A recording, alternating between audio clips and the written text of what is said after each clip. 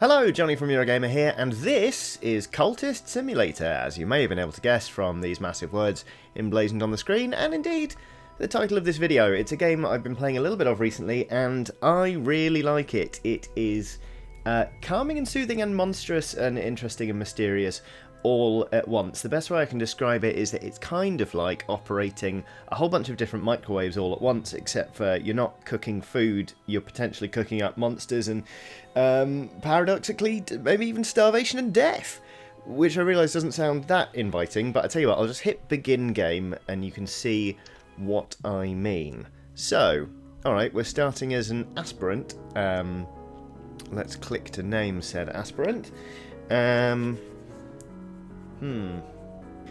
Right, well, with all apologies to the creators of this game, I am going to call the aspirant But, because it's kind of just tradition on the channel. I should say who the creators are, really. This game's being made by Weather Factory, a studio founded by Alexis Kennedy and Lottie Bevan, both of whom have pedigree from Fail Better Games. In fact, Alexis is one of the co-founders. He made Fallen London and Sunless Sea, and I think if you've played either of those games before, you'll sort of... the DNA is sort of... is there. You can see from the writing style and the text cards that kind of pop up, and the very erudite way everything's written. There are some strong similarities there. It feels familiar, but also very different. So anyway, this is the game. It's basically a table, and you start manipulating cards around, kind of like you're playing with a tarot deck.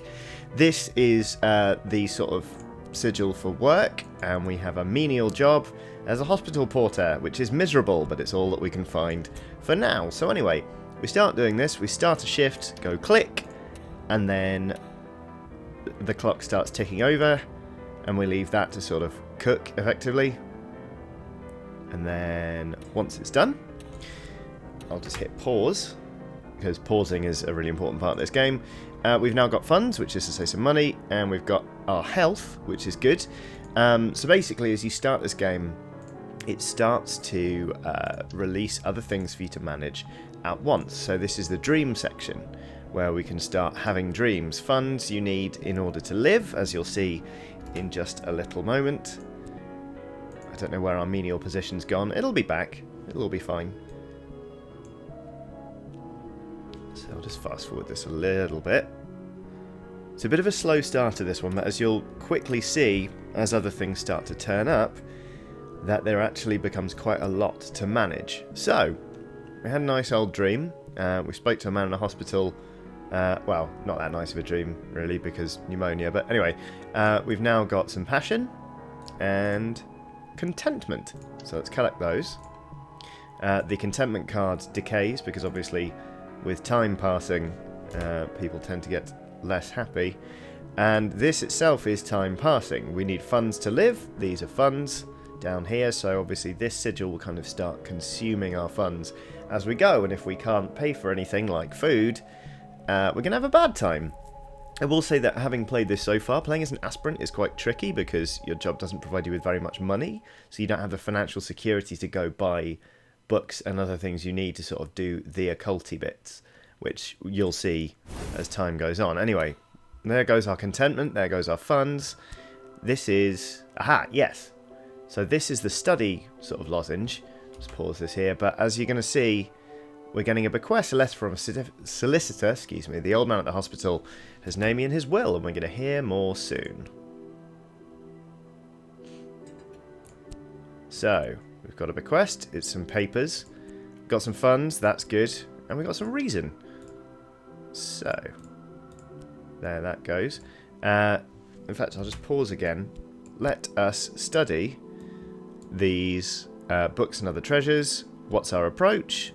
Let's be reasonable about this. So you can see that cards start to bring together different combinations, and sometimes there's a lot of trial and error in this game, basically, where you'll start dropping things in and you'll realise they don't really do anything, or they don't quite do what you think they're going to do. Like for exotic cravings, for example, that goes very, very quickly, and so far I've not had anything I can drop in there. So there's a lot of kind of noodling around in this game where you try and work out what to do and where to go, and it all kind of, it combines to make this weird sort of mystery that's really quite compelling. Like, because the only way you interface with the world around you is through this table, it's kind of like you're working on something, and a lot of it can be quite mysterious, like cryptic directions to an obscure address in town, or notes on a possible collaborator. You get this sense that there's a much bigger world around you, and since you're kind of only looking at this table, it actually, sort of in the later stages, this is going to sound weird, it starts to feel a bit scary, because it kind of feels like you're in a horror film and you're not looking over your shoulder because you know that's where the monster is. You're playing with these cards, and it shouldn't feel like they're affecting the world around you because they're just cards, right? But look at this. I mean, we're sick now, and we're being told this by a card that we have to manipulate on a tabletop. And in order to not be sick, we need money, but where's all our money gone? We've only got one, and we got some mystique, and that's good. And we're waiting for an answer to a letter, but we're also having mortal frustrations. It starts to really snowball very quickly, and I don't have the card that lets me go earn money at work, so let's just do some paintings, I guess, and hopefully that'll give us something. What do we get from here? We've met Clavet. That is good. But now, you'll see that because we were sick, we've got an affliction, and in order to cure that, we need to rest by putting the affliction into the dream pile. But without money, we probably won't recover. So already the tensions are starting to creep in, and basically what I'm saying here is, I think we're going to starve to death on this run. I'm not going to lie to you, but once we do that, I think that opens up the ability to be other people, including, oh god, funds. We found a customer! Amazing! Great, we can survive a bit longer, we're happy, we've got some more mystique. So if we could found a cult, not really sure how. We've got more passion. Maybe we should keep painting. Sod it. Do more paintings. And then let's talk to... We're going to study Clavet, which... No, we're not, because it does nothing. Sorry, I'm getting a bit het up here. Let's study a collection of essays. Can we put reason in there? No, we need erudition to study these essays. So we can't do that. Alright. Let's study the directions to Moorlands. That seems like a good idea, because Moorlands is this bookshop where you get all sorts of cultist tomes and all sorts of mysteries start to deepen. But oh gosh, we are running out of money. Like I say, we're going to starve to death, I think. But if we come back working as... Aha! Explore! We can explore these... Ah, erudition! Great! God, I really hope this is making sense to you. I'm really sorry, I'm getting overexcited. But, so, with study, there's that collection of essays gone. There's a collection of essays. There's the erudition. Now we can study esoteric philosophies. So, again, I feel like I should probably slow down, but I'm aware that we're... Oh, no. We're going to starve to death. Exotic cravings. But we're having a pleasant day, and that's nice. We didn't get any money from our last painting. We're out of funds. Oh god, where's our job gone? Passion, more passion. Keep painting. Just keep painting. We're very content, at least. Okay, so... Damn it. Collection of essays didn't give us anything. This is bad. We're going to starve to death in 52 seconds. But hey, it's good to have a quick run, and then you can see what it's like. Ooh, that's fun. Someone's meddling. To be honest, they don't really have to, because we're going to be dead in 28 seconds. But hey-ho. What are we going to get from that? Inspector Wakefield, hello. Funds! Funds! That's good. We've got more funds. Wait, hold on.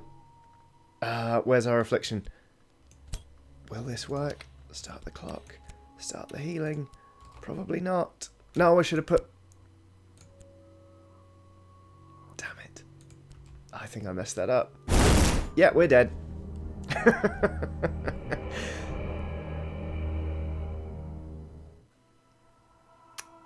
Yup. The sun in rags. So I'm pretty sure that you're meant to fail the first one quite quickly.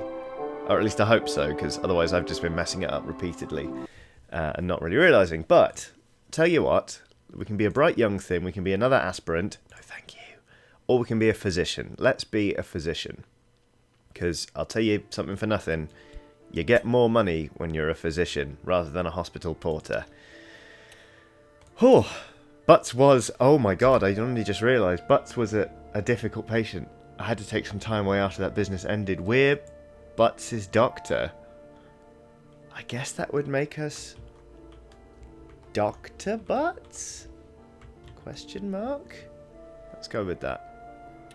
Okay, so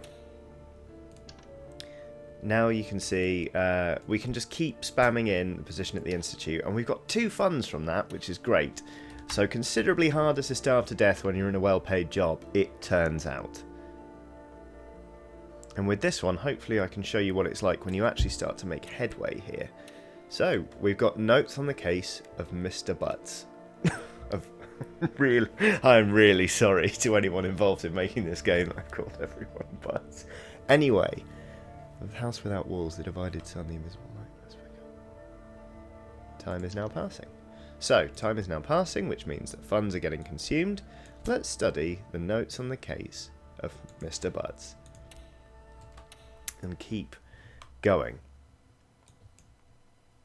There are lots of kind of, as I've been playing this game, there are lots of things it's kind of reminded me of. A couple of books, actually. For one thing, it's reminded me of House of Leaves, which is a really great book about, is particularly when you get that package of papers from somebody who died. It's very similar to like Zampano, who is a character in this book who dies and gives a package to a character called Johnny Truant, and it turns out to be an essay on a film that doesn't exist.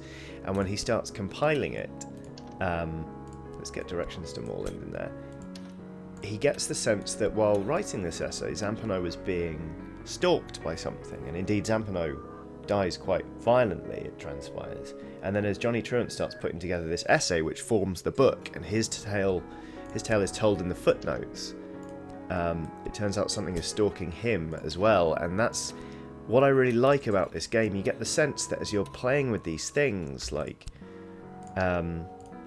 you know, we're looking up the directions to Moorland Shop, which I can show you in a second. It's going to give us the ability to explore. You get the feeling that you're playing with things that you really shouldn't be, and it's something that gets enhanced by the fact, okay, so there's Moorland Shop, we can go to Moorland Shop, we can spend money to get some books. The fact that adversaries pop up and they start stalking you, and it's almost like you're playing this cat and mouse game with these unseen people who might be just behind you because all you're doing is staring at a table. But you can only go deeper. I mean, I think it's very telling that this game describes each run as like a descent, if that makes sense.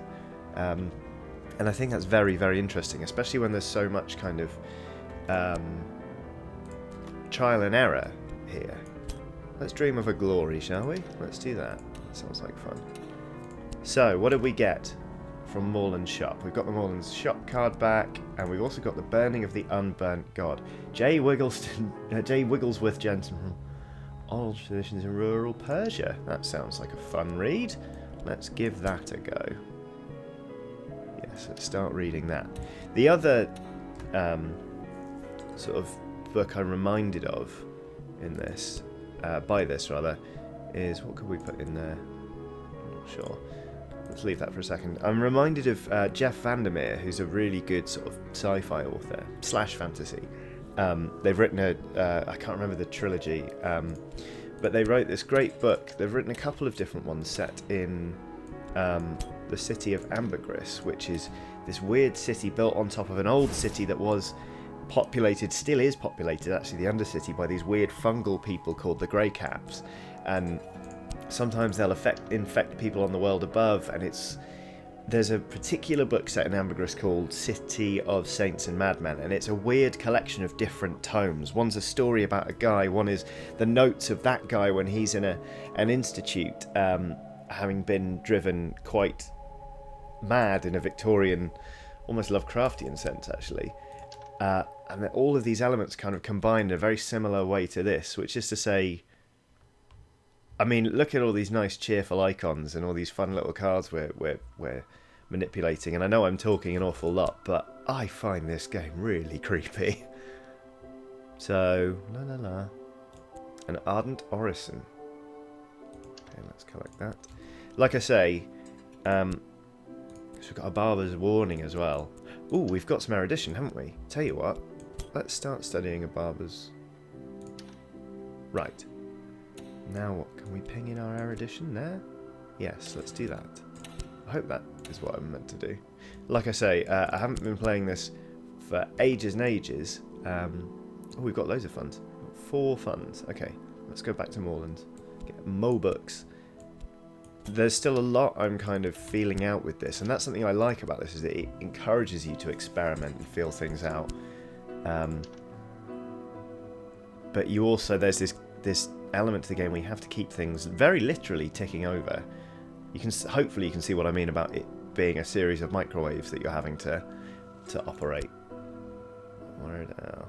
Nothing of. What if I combine this with other lore? That's a great idea. Start. Let's combine it with that. There we go. That's promising research. Okay. See? Trial and error. It prompted me to do that. In 30 seconds, we'll know if we need to add anything else. I think we'll have to add this erudition. So let's hold on to that. Let's see what we get from Moorlands. The Victory of Crowns. Erratic accounts by one Aaron of the hunting and consumption of supposed immortals by shadowy cults of assassins. It sounds like a really downbeat Discworld novel, to be honest. Okay, so now we've got a peculiar rumour. And again, I'm not really sure what we're doing with that. Oh, crap, we didn't go to work. Go to work. We need funds.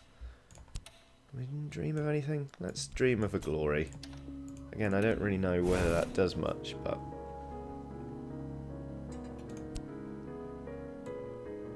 Journey in a window. Do anything with that? Ooh. Let's see what that does. Ah, we're sick. Okay, that's fine. Just have to deal. Okay, so...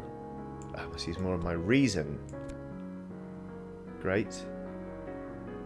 Hey, we gained some insight. That's good.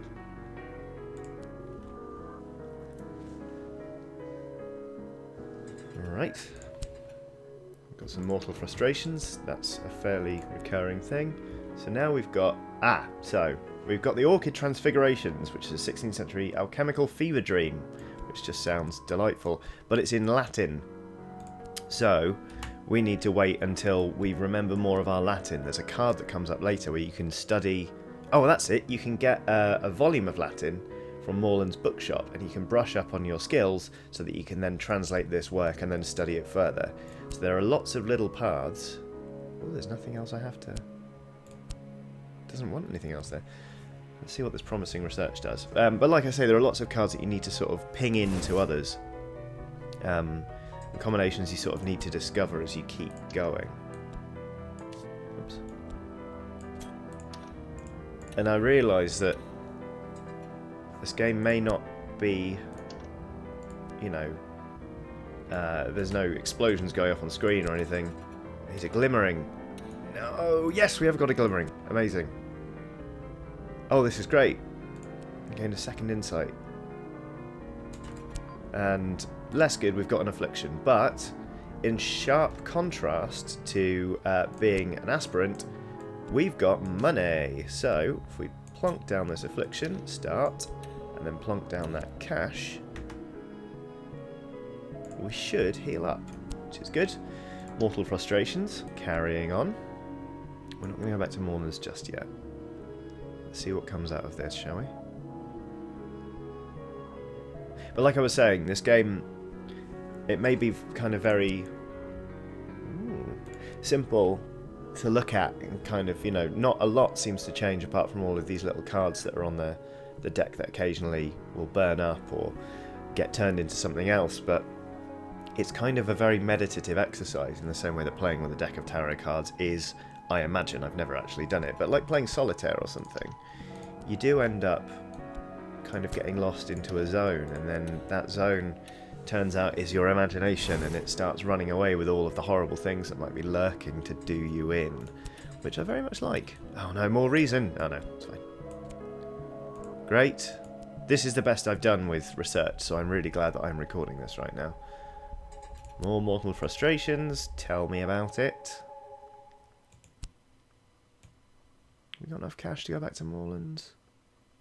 Yeah, we'll get more money before we need to pay funds. Let's go back to Moorlands. Hopefully we'll turn up a Latin book soon.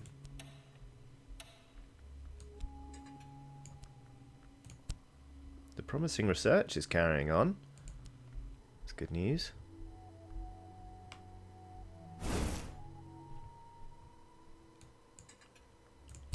We're healthy again, which is good. We're about to go start another shift at work. Oh cripes, but everything's happening all at once. Okay. Back to work. What did we get? A collection of essays. Okay. Ooh, okay. So we got an ardent orison and... Oh. Forge upgrade B. I don't understand what that is. But, okay. Let's study these. Can we do reason? No, we need more. We need more erudition. This is a bottleneck I keep hitting, actually. I'm not entirely sure so far what to do to gain more erudition, but we'll get there, I assume. In the meantime, more books, please. It's funny, as you start going back to Moorlands repeatedly, you kind of start to imagine what it's like and how it, you know, whether it's musty and whether it smells like mildewy books and whether the dust hangs in the air, all that kind of stuff. There's something about a game that's sparse like this that I think really sparks off the imagination, which I really like. If we can dream of an ardent orison. No! Does nothing, mate. Are we studying anything? No. Let's read The Victory of Crowns. What did we get? A collection of poetry. Lovely. One of the things I'm struggling with, to be fair, is how to organise the desktop. At the minute it's not that bad, and I suppose I should start putting all my books up here. Let's put locations here. That's another book, isn't it? We're going to put I Don't Really Know over here. And then I think we'll just keep stuff that needs to go into stuff, like reason, funds and health, in the middle. Mortal frustrations. Okay. Can we go back to Moorlands? Sod it, yeah. I think one of the reasons I really like this game is that it just makes me feel like I'm justified in constantly buying new books.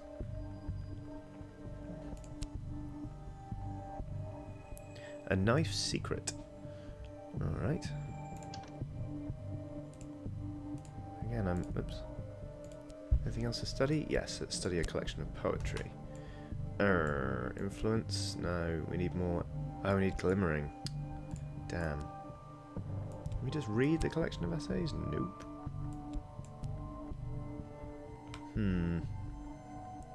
Insight? Understanding? Erudition? Yeah, no, I didn't think so. Pays to be sure, but we can't study either of those at the minute because we need some erudition. But never mind, because here comes The Locksmith's Dream, A Light Through the Keyhole. Parallels in the Mystic Dreams of Artisans. Interesting. We're sick again. That's annoying. But oh well. Let's read that book. Gather the things. And keep going.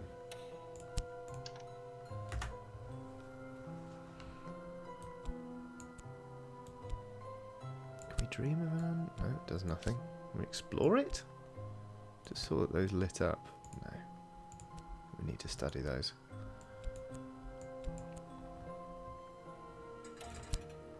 Hello again, an affliction. Let's try and sort that out.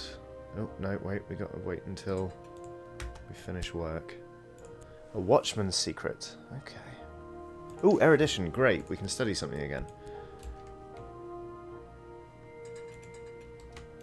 So, here comes some funds. Back to work. Oops. Back to work. There's our affliction.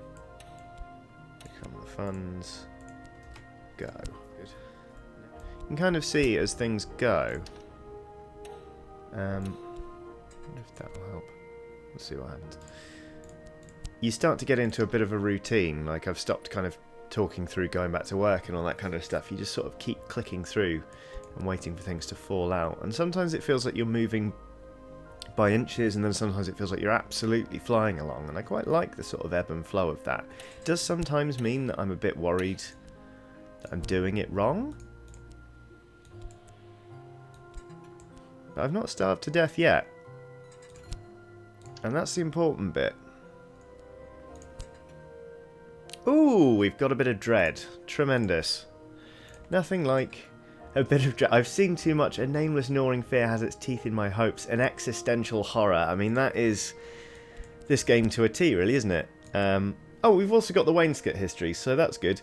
Tell you what, we'll start studying that.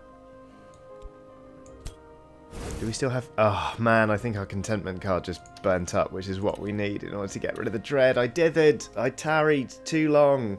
That's annoying. Oh, well. But I'm glad that we did get the dread card, even though it is, you know, a bad thing, because, it just encapsulates the kind of... The real hook that I like about this game, that is just...